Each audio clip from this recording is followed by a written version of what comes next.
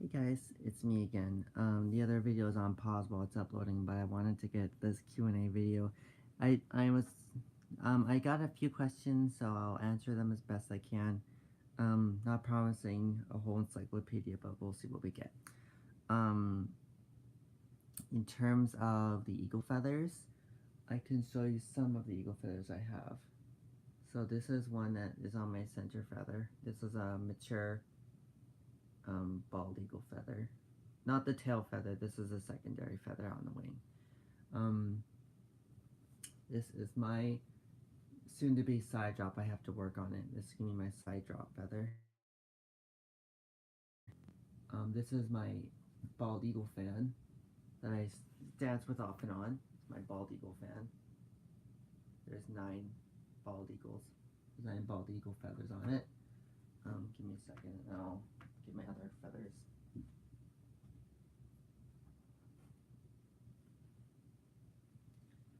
This is my this is my immature bald eagle fan. These are 7 feathers. I just got this one. These are bigger feathers. This is one of, I don't have a lot of eagle.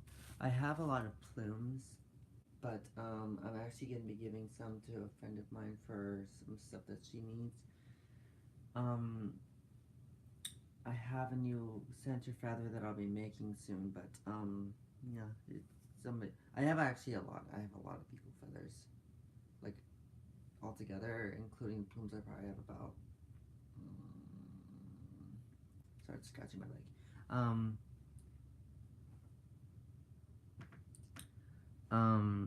Oh, you're a fancy soul dancer. Let me see if I can say your name. Tell me if I'm saying this right or wrong. BJ Weiss? If I'm saying that wrong, please let me know. I'm not good with pronunciation. But, hi. You're a fancy soul dancer and you're afraid of wearing feathers. I'll show you a little secret. Everyone asks me how I keep my bread on. That's how I keep it on. You go like this. And I'll show you something. What you do is, let me see if I can do this. You clip it in like this way. I'll show you. You go like this. You slide it in. And you just clip it down. Then that usually holds pretty tight. Then you just clip it in like that. And you go. And what I do is I make sure that there's chunks of hair inside the clips. And I clip them in and my bread doesn't go anywhere. I also wear a headband too, so the headband kind of holds the back of my feather down with the strap. It holds it down. So that's how I wear my feathers. I didn't always have an eagle fan, or eagle fans. But I felt that being a contemporary jingle dancer, I needed one. Not necessarily needed one, but I felt it was, well, at the time I actually felt it was required. So I was given my first set of feathers, and I made a fan out of them, and I made both my fans, and I was taught that by my aunt, I was taught that unless you know why you're raising your fan, don't raise it. It's like, hold on to it, but if you don't know why you're raising your fan, or if you're just waving it senselessly, don't bother raising it, because it's not right. You need to know why you're raising those eagle feathers. And that's what I was told. So I had to learn, I had to kind of mentally figure out why was I going to, like, honor the eagle feathers. And there's a lot of reasons why I raised my fan. And you know, it's funny, I always thought that there's like some certain way to wave them. It doesn't really matter, as long as you know why you're doing it, that's okay. It's personal preference. Not many people know this, but women didn't always wear center feathers. Traditionally, in some tribes, from what I was told, the men were the only ones who really wore eagle feathers in some tribes. And where am I from? I am from Winnipeg, but my birth mother was from, okay, I'm going to say the traditional name, the name for it, then I'm going to do the translation for it. I'm from Elsipogtog, which is Elsipogtog, First Nation. And that is a Mi'kmaq band in New Brunswick. The English name for that band is called Big Cove. And Elsipogtog itself means River of Fire. Now, to be honest, I'm not sure why it's called River of Fire to this day, but I tried asking my relatives back on my reserve, and they haven't gotten back to me, so I'm like, whatever. There's probably some reason, but I don't know. I was adopted when I was 6, so I didn't know anything about my reserve growing up. I knew some traditional things about Mi'kmaq people, but not a lot. And there's another question I was asked is, are there any particular rituals or traditions of your specific tribe that you're aware of?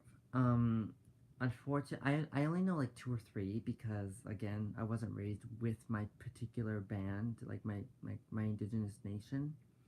I was raised in an area of the country where there's like next to no Mi'kmaq people. So what I was taught was by my grandmother. So one thing I know, and I read this online when I was a kid, so I'm not exactly sure how 100 relatably relevant or true it is, but I was told, and if anyone who is Mi'kmaq who watches my channel, and if you do find this video, please, for my sake, correct me on this. I was told that rite of passage for Mi'kmaq men was to be able to hunt and carry their own moose to the village on their own. And if you could do that by yourself, that would lead you to manhood, as far as I was told, and with no help from anybody else. You have to do it by yourself, and you have to do this at a very young age. So I'm not sure how relevant that is. I also know that we do have a traditional dance that's unique. I don't know how to dance it because, again, I wasn't raised with my tribe's teachings like that. I live a little far from away from home. But I'm also Blackfoot, Cree, and Anishinaabe. I do not know specific tribal traditions with them. The teachings that I'm aware of are very universal, which means that a lot of tribes can have the same teachings or traditions, so I'm not exactly locked onto specific tribal teachings. Which is also, it's a bit of a pro and a con, but yeah. For that person who asked that question, sorry to disappoint you if that does. I'm still trying to learn. I'm still young, so I've got a whole lifetime. If I do find out more, I'll do a follow-up on this video. And when it comes to regalias and beadwork, since it is the, I'm going to call it the sleeping season of powwow, I made a new regalia, and I'm making, I'll show you actually the pattern for my new beadwork. I'll show you, might as well just show you.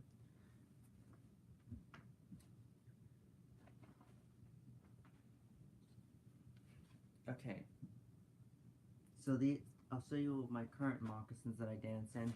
These moccasins are partially beaded, meaning that the toe is fully beaded and the backs are kind of like worn in. So that's my current moccasins that I did. See, fully beaded on here, but the leather on here. This is the beadwork that I'm going to be doing. Took me a long time to draw this. So here's the moccasin patterns that I'm going to be doing for my new moccasins. This will take a long time. I'm pretty fast though, so these are the new patterns for my moccasins. And I'll show you my leggings. I'll just show you one because obviously the other one's gonna be the exact same, so no point showing you both. That'll be in my legging moccasin beadwork pattern. So,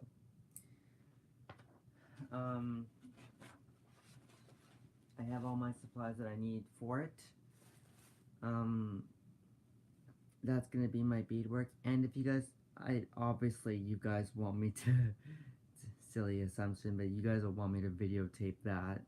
And what I'll do is I'll videotape I'll record what I can.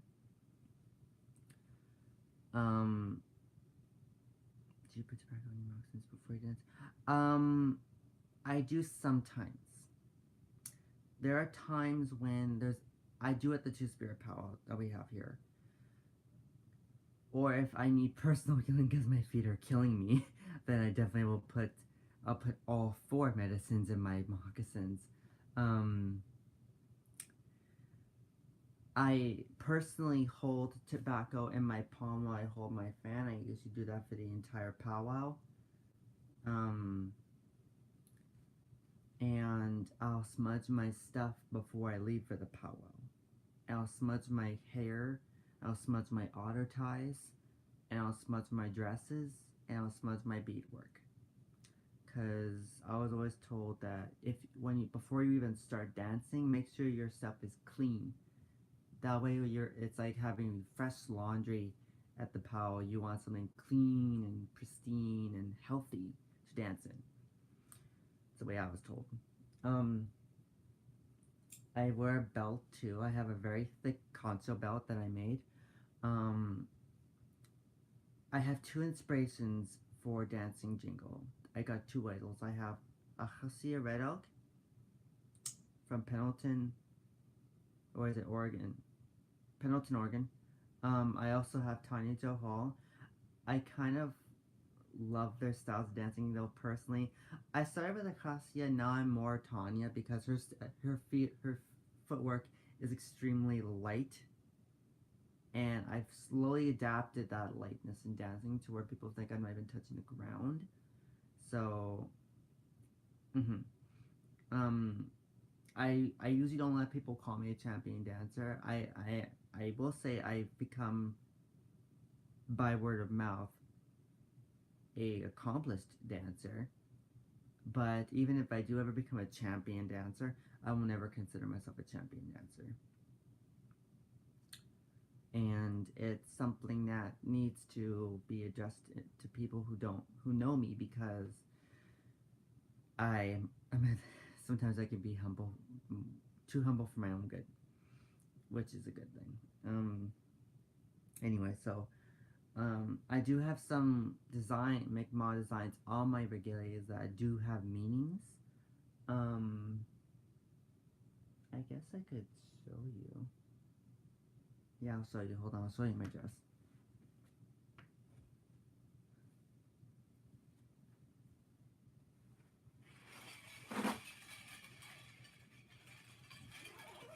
So this is my current outfit. I'm a Bear Clan, so I have a Bear Clan applique on my sleeve. I do puppy sleeves. I love puppy sleeves. I have this design on the bottom, which I'll show you.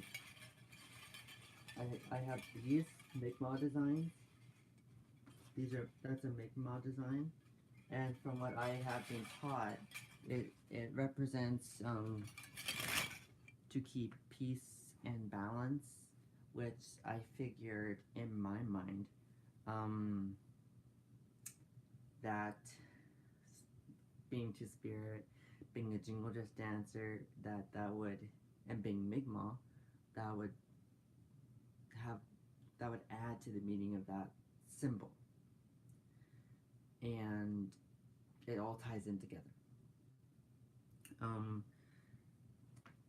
I have a vest that I made, though I'm not gonna exactly share that vest because I made it mostly for looks. You're not supposed to do that usually, the way I was educated, but that's my modern side. That's like my modern views, like making things look good. I'll show you my beadwork, my hair ties. This is my hair ties right here. These are my hair ties. And what you do is you tie this to the otter, then you take this and you put the otter in straight down, and then what you do is you clip it in so that it lays flat. And then you've seen my headband. And I gotta repair this, but here's my choker. This is glass beads, and these are buffalo bone. They are very old, like older than me. But yeah, that's some of my stuff, and I guess I'll show you my belt, since I'm into it. This is my concho belt. This is my nice big concho belt that I made. Nice big belt buckle. So, when it comes to jingle just dancing again, it's, I know old style really well. I started off that way, and then I know contemporary, and now I'm learning fancy style. I know the historical the historical aspects of fancy style. I'm learning the teachings as to the spiritual aspects of fancy style, and I am also becoming aware of the responsibilities and the expectations of fancy style. Then maybe next year I'll be able to start dancing. I'm pretty good at dancing it already. I'm not saying I'm great, but you take it day by day. Anyway, so when it comes to the eagle feathers, it doesn't matter how many you get. It matters on how you love your eagle feathers.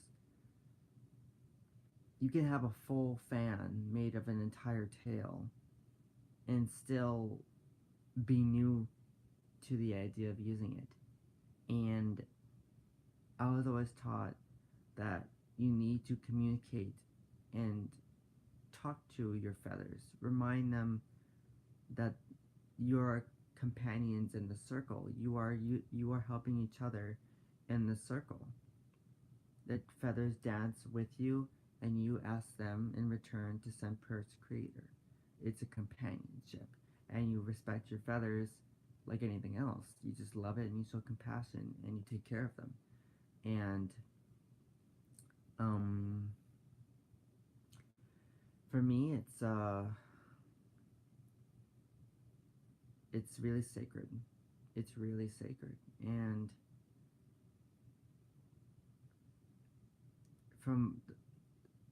it's funny. I thought I would do a whole video and explain some in-depth thing about this video, but yeah, thought it would be pretty chill. So anyway, I'll do some beadwork videos for you guys. I might even do some Christmas, might even videotape me working on my family's Christmas presents. But if you guys want to learn how to do 2-needle applique stitch, single needle applique stitch, lazy stitch, and brick stitch, I'll show you how to do some of that stuff.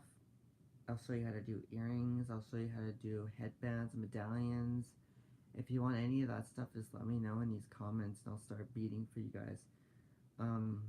I've slowly started to get back into taking orders too where I live, so I do a lot of orders. Yeah, but that's about it right now. Oh, the jingle cones on my dress. They are not Missouri River cones or McPherson cones. They are Anishinaabe Bamishimo jingle cones from Manitoba. And I'm friends with the young woman who runs the company, and I buy her products all the time. They are so amazing. They're both greatly priced and extremely good quality. I'll show you a cone right now, actually. This is a cone. This is one of her cones.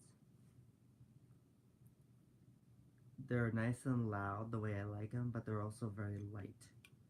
And so that's the design. There's actually a lot of meaning in the designs she made for them, but I'm not going to unroll it to show you the meaning. um, from what I read on her description of her cones, but Anishinaabe Bamishimo translates roughly to First Nations people who dance, or the people who dance, something like that. But it's pretty cool. I met her and she's a wonderful person. So anyway, I'm gonna end this video before I start losing train of thought or just running out of words to say. If you guys can shout out my channel, or just not requested, what's the word? Word of mouth kind of thing where you spread the word about my channel. By the way, for those 154 of you who subscribe to my channel,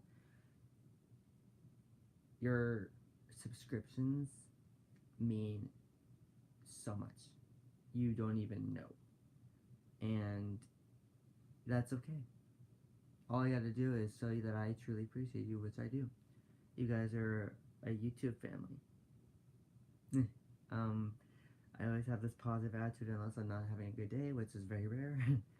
So, I want to give you guys many, many, many virtual hugs. And, my Facebook, I usually don't give it out, but, because I don't really add people I don't know. But, if you're a powwow person, and you can message me on my Facebook, which is, and I'm very protective of my Facebook, so you need to tell me you're from YouTube and you want to be friends and why you want to be friends, and if you ever plan on seeing me at a powwow in Winnipeg or Canada, then just let me know your name and etc. And my Facebook is Howling Eagle Gardener, and I usually have a picture of me in my outfit, so it's kind of hard to miss. So Howling Eagle is either it's one word or two separate, you'll figure it out. And Gardener is Gardner. It's not like Gardner. No capitals. But if you're gonna friend me, make sure it's with pure, just friend intentions. My Instagram is capital M Micmac, so MAKMAQ. No, MIKMAQ. MIKMAQ 94. And again, I'll have my outfit on, so it's hard to not notice me. And I don't have a beard, so, or facial hair, whatever you want. But I figured I could start reaching more people and becoming more known. I don't want fame or anything like that. I just want to be friends with people. I want people to relate to me, and even if you can't relate, just be buddies. We all want to be buddies. We all want to be friends, relative, whatever you want to call it, however you want to say it. Let's be besties. So, anyway, big hugs, and I hope you have a great night or morning, depending on where you are in the world. And I look forward to hearing from you and getting more requests, because I'm always open to filling them up. So, have a great evening. Many thanks. Big miigwech. Walalen. Aho. Thank you.